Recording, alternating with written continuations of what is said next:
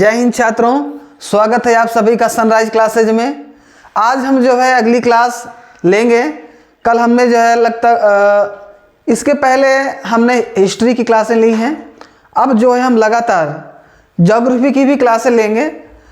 तो हम भूगोल विषय पढ़ेंगे और भूगोल विषय में हम जो है दोनों ब्रांच पढ़ेंगे, आपकी इंडियन ज्योग्राफी और वर्ल्ड ज्योग्राफी दोनों पढ़ने वाले हैं। तो आज हम जो है इंडियन ज्योग्राफी पढ़ेंगे, भारत का भूगोल पढ़ेंगे, ठीक है। तो क्योंकि सर्वाधिक प्रश्न परीक्षा में आते हैं यहाँ से जो है इंडियन ज्योग्राफी से, इसलिए जो भी बिल्कुल जीरो लेवल से हम पढ़ने वाले हैं। जी हाँ, जीरो लेवल से एक एक प्रश्न का सही आपका जवाब दिया जाएगा और उम्मीद करता हूँ कि आप नोट्स जरूर बनाइएगा, ठीक है, ताकि आप जो है बिल्कुल क्रमबद्ध नोट्स बना सकें और अच्छी अपनी तैयारी को मजबूत बना सकें। चलिए आइए शुरू करते हैं। देखिए,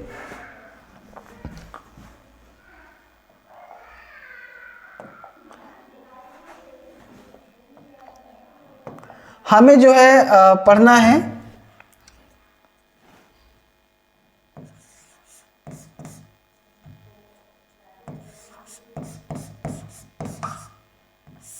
भारत का भूगोल। क्या पढ़ना है? भारत का भूगोल, ठीक है। ये जो है आपको पढ़ना है।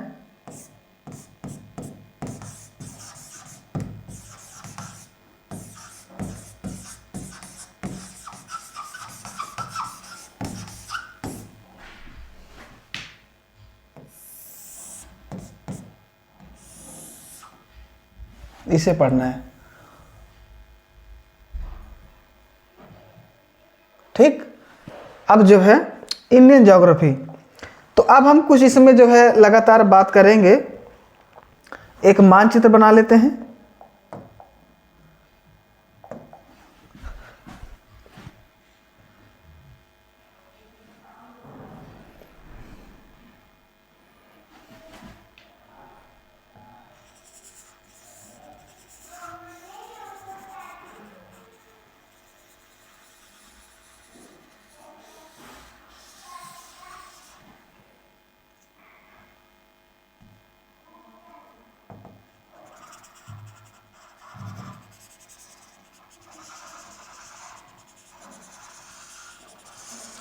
कैसा भी करके जो है आपको एक टेढ़ा मेढ़ा जैसे भी बने एक मानचित्र आपको जो है बनाना है, ठीक है। मानचित्र क्योंकि बहुत ज़रूरी है जो है।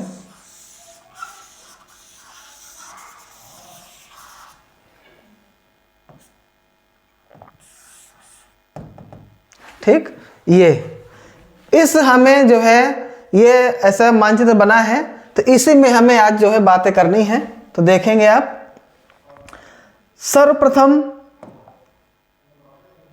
हम अगर बात करें भूगोल की, ठीक है, चलो भूगोल। भूगोल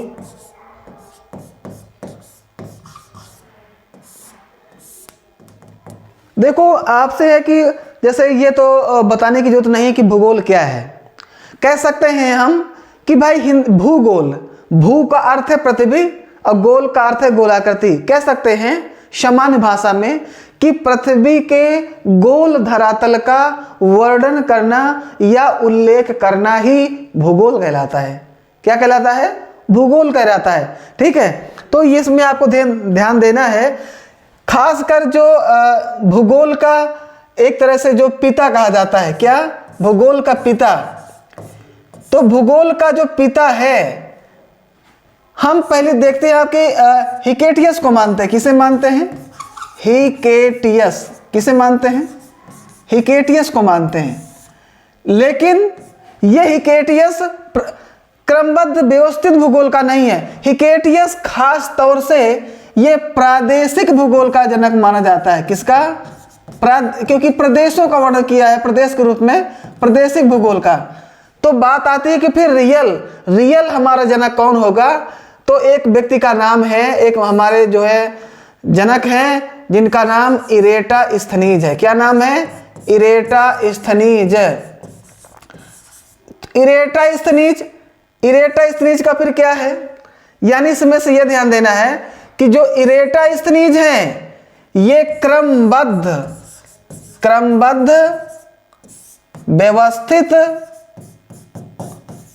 व्यवस्थित भूगोल के जनक,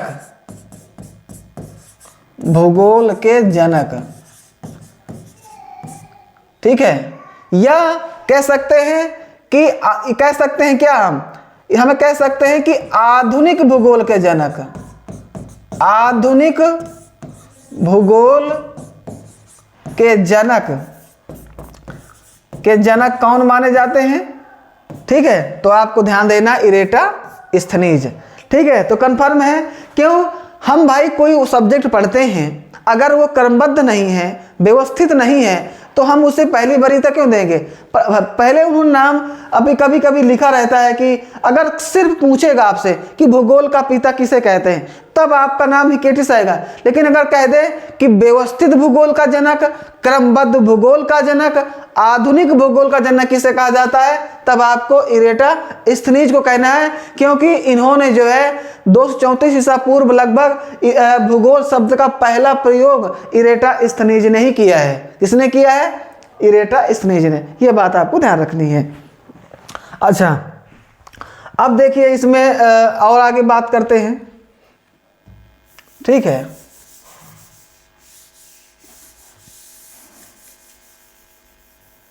इसी तरह बने रहेंगे आप मेरे साथ। ठीक है, प्रश्नों की लगातार बात करेंगे। देखें यहां भाई, यहां पे बातें हो रही हैं कि जो है विश्व मानचित्र पर, यहां पहले एक बात और आपसे हम कर लेते हैं। ठीक है, क्या यानी कहते हैं कि भाई जो हमारा भारत है, तो भारत किस महाद्वीप में आता है और किस महाद्वीप के किस हिस्से में आता है, ये जानने योग्य बात है ना। तो आप देखेंगे जो है कि भाई कहते हैं कि जैसे कहते हैं हम कि विश्व मानचित्र में भारत को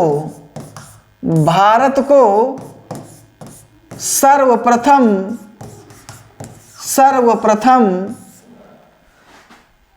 रेखांकित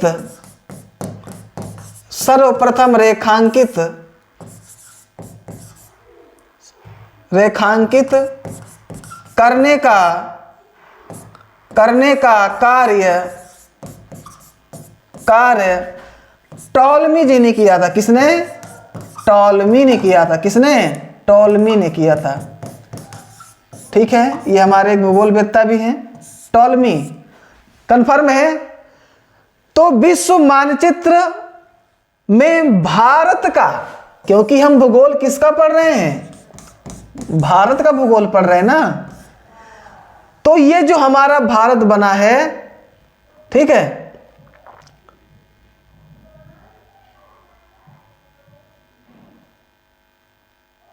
बस ठीक है। तो ये हमारे जो ये भारत है, तो ये भारत विश्व के मानचित्र नक्शे पे कहीं है ना। तो भाई अब ये मानचित्र विश्व मानचित्र से अलग निकाल लिया गया या बना दिया गया। तो वही बात हो रही है कि विश्व मानचित्र में भारत को सर्वप्रथम रेखांकित करने का अगर कार्य किया है, यानी विश्व का एक मानचित्र होता है, तो उस विश्व मानचित्र में दिखाने का काम टॉलमी जी ने किया है। ये आपको ध्यान रखना है। अच्छा, यहां पे आई है बात विश्व मानचित्र की। किसकी आई है? विश्व मानचित्र की। तो हमें यह पता होना चाहिए कि विश्व मानचित्र के रचनाकार कौन है। तो उसके रचनाकार एनेक्सीमेंडर माने जाते हैं। कौन? एनेक्सीमेंडर। कौन मानते हैं? एनेक्सीमेंडर। ठीक है, यानी कहने का मतलब है कि इस विश्व मानचित्र को बनाया किसने? एनेक्सीमेंडर ने बनाया है। ठीक है, ये बात आपको ध्यान रखनी है कि विश्व मानचित्र को एनेक्सीमेंडर ने बनाया है। ठीक है, ये भी आपको ध्यान रखना है। इंपॉर्टेंट प्रश्न है आपका कि भाई विश्व मानचित्र पर जो है विश्व मानचित्र को बनाने का काम किसने किया? एनेक्सीमेंडर ने किया। ठीक है, क्योंकि फिर हम जो है विश्व ग्लोब पर भी दिखाते हैं। तो विश्व ग्लोब के निर्माता मार्टिन बेहम माने जाते हैं। कौन? Martin Behaim. ठीक है, तो ये भी आपको जो है बात ध्यान रखना है। अच्छा, अब देखिए अगला प्रश्न। इसमें से ये देखना है आपको कि चलो ये तो बात हो गई कि भाई जो है विश्व मानचित्र पर दिखाया है। हम आपसे जो कहे हैं कि जो भारत है, भारत एशिया महाद्वीप, एशिया महाद्वीप, एशिया महाद्वीप, ठीक है, भारत हमारा एशिया महाद्वीप में है या स्थित है, एक ही बात है। भाई हम भारत का भूगोल पढ़ रहे हैं, तो भारत हमारा किस महाद्वीप में आता है? तो एशिया महाद्वीप में आता है। और एशिया हमारा 7 महाद्वीपों में सबसे बड़ा, पहला नंबर का सबसे बड़ा महाद्वीप है। क्या है ये? सबसे बड़ा महाद्वीप है, बड़ा महाद्वीप है। ठीक है, चाहे वो जनसंख्या की दृष्टि से हो और चाहे वो क्षेत्रफल की दृष्टि से हो, दोनों ही दृष्टि से जो है सबसे बड़ा महाद्वीप एशिया महाद्वीप है। और एशिया महाद्वीप में ही हमारा आता है क्या? भारत। तो अच्छा, हम जो है एशिया महाद्वीप जब पढ़ते हैं तो उसके 6 भाग करके पढ़ते हैं। पश्चिमी एशिया, पूर्वी एशिया, उत्तरी एशिया, दक्षिणी एशिया, दक्षिण पूर्वी एशिया। तो यह कि भारत उस 6 बंटवारे में किस हिस्से में आता है। तो ये आपको बहुत बढ़िया जानकारी होना चाहिए कि जो हमारा भारत है, भारत हमारा आता है किस एशिया में? दक्षिण एशिया में आता है। किस में आता है? दक्षिण एशिया में आता है, दक्षिण एशिया में आता है। ठीक है, यानी भारत किस एशिया में आएगा? दक्षिण एशिया, यानी जो एशिया महाद्वीप के दक्षिण एशिया में, दक्षिण वाले एशिया भाग में आएगा। ठीक है, दक्षिण एशिया से कहते हैं। ठीक है, तो इसके अलावा और भी देश हैं दक्षिण एशिया के, जैसे यहाँ पाकिस्तान है, अफगानिस्तान है, नेपाल है, भूटान है, बांग्लादेश है, श्रीलंका है, मालदीव है। ये सभी जो देश हैं ये कहाँ के हैं? ये जो है दक्षिण एशिया के ही देश हैं। और उस दक्षिण एशिया के देश में से हम अध्ययन कर रहे हैं भारत का भूगोल। ठीक है, चलो अब देखिए अगली बात करते हैं। इतना हो गया ना, नोट करते जाइएगा बातों का। ठीक है, चलो नोट्स बनाते जाइए मेरे साथ, बिल्कुल इसी तरह। ठीक है, मजा आएगा बहुत आपको। एक से क्वेश्चन आपको बताएंगे। ठीक है, अब देखिए यहां जो है हम थोड़ा देखेंगे। एक यहां पे ऐसा ले लेते हैं।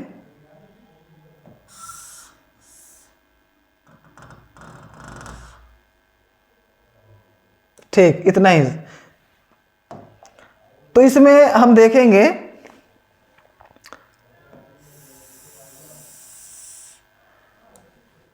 ये जो है इस तरह हम जो है एक ग्लोब टाइप का निर्माण ऐसे कर सकते हैं।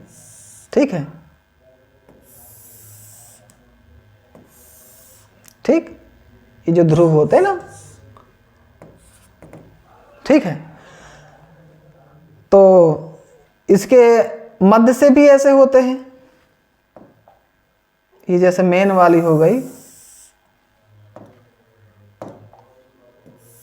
ये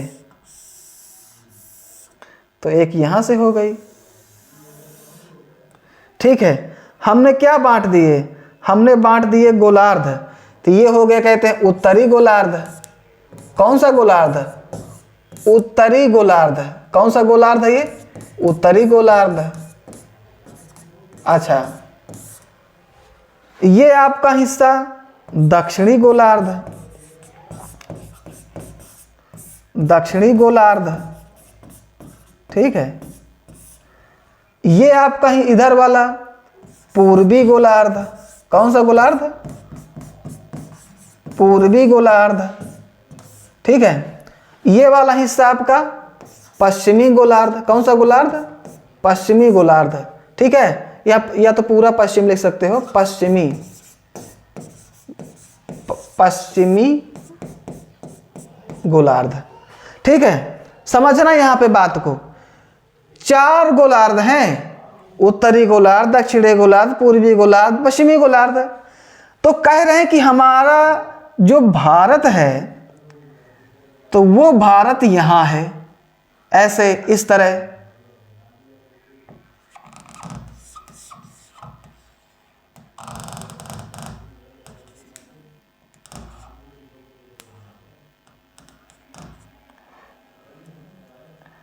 ऐसे जो है थोड़ा बिगड़ गया, ठीक है। यहाँ जो है ऐसे करके मतलब इस यहाँ पूरा आपको बनाना एक तरह से, ठीक है। यानी कहना है कि ये जो हमारा भारत है, तो भारत हमारा, ये देखो ये उत्तरी गोलार्ध है, ये पूर्वी गोलार्ध है, तो ये इस उत्तरी गोलार्ध के हिस्से में भी आ रहा है, ठीक है। ये जो है उत्तरी गोलार्ध, यानी ये उत्तरी गोलार्ध के भी हिस्से में आ रहा है और पूर्वी गोलार्ध के भी हिस्से में आ रहा है। ये दोनों स्थिति में यहाँ पे हमारा भारत आ रहा है। इसलिए हमारा जो आंसर निकल के आएगा कि भारत, कि जो हमारा भारत है, ठीक है, भारत उत्तरी तथा पूर्वी गोलार्ध में स्थित है। पूर्वी गोलार्ध में स्थित है, ठीक है, स्थित है। ये देखा आपने, है ना, 4 गोलार्ध बना दिए हमने। और तो ये कई बार परीक्षा में बच्चों प्रश्न पूछा है कि भारत हमारा किस गोलार्ध में है, तो भारत हमारा उत्तरी और पूर्वी गोलार्ध में है, ठीक है। एक में नहीं है कि सिंगल में, दोनों में है, ठीक है। अभी हम जो अब भारत गोलार्ध में है, तो फिर इसकी अक्षांशी देशांतरी सभी बातें आपसे हम करेंगे, लेकिन अभी इसको नामों को लेके बात चल रही है, एक इंट्रोडक्शन चल रहा है अभी, है ना। हमने अपने विश्व की बातें बताई कि विश्व में किसने नाम दिया इसमें, है ना, किस एशिया महाद्वीप का भाग है, कहाँ का है ना, सब सारी बातें आपको नोट करते रहना है, ठीक।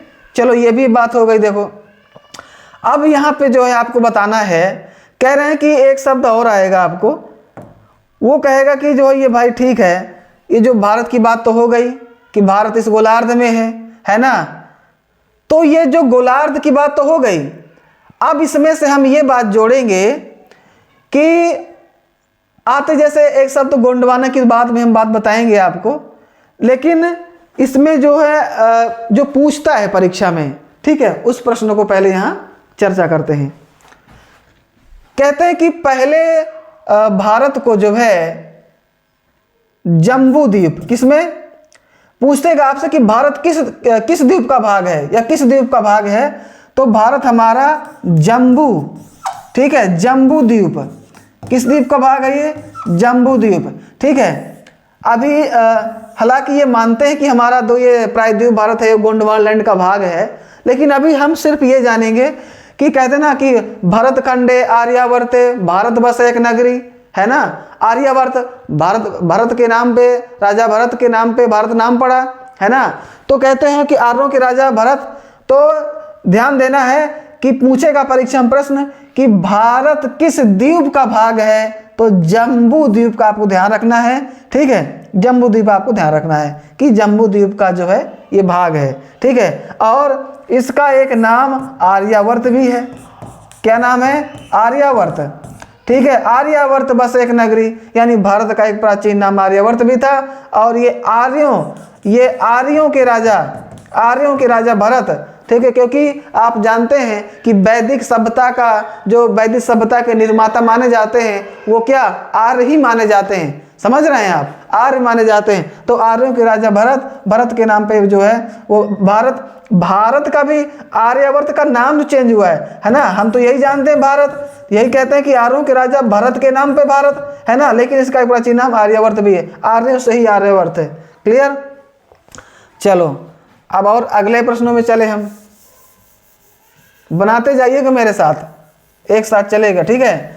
और जो भी बच्चे हमारे नए हैं वो चैनल को सब्सक्राइब जरूर करते रहेंगे, ठीक है। अगर आप लोगों को बढ़िया मैटर समझ में आ रहा है तो जरूर अपने दोस्तों को बताएं, ताकि वो भी अपनी तैयारी को बेहतर बना सकें। अच्छा, तो देखो इसमें से बढ़िया लगभग बातें हो गई हैं, तो अब हम भारत की जो है थोड़ी सी स्थिति की बात करेंगे। चलो देखते हैं मानचित्र में।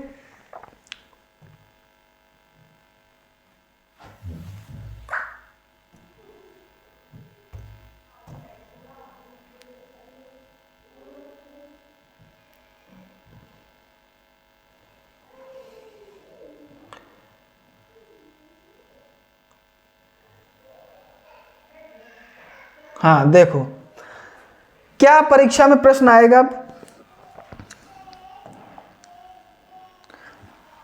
अभी हम तो नाम ले रहे हैं, है ना।